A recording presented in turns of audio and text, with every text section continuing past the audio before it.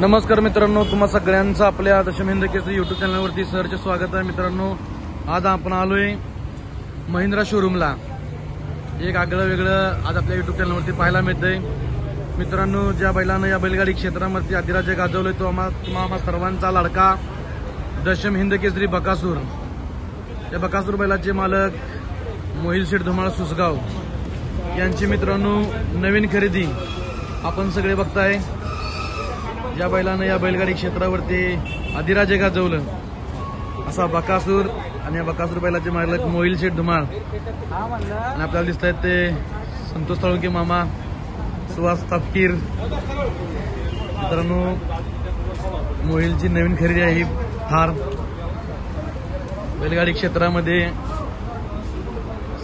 ज्या बैलानं आपलं नाव 14 देशामध्ये पोहोचवलं तो आम्हा सगळ्यांचा देव बकासूर।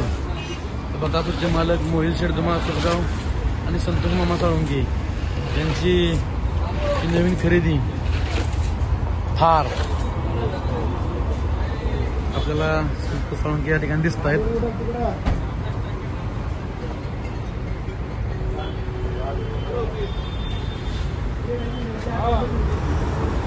बऱ्याच जणांची इच्छा होती की थार दिसायला पाहिजे। 6300 नंबरची थार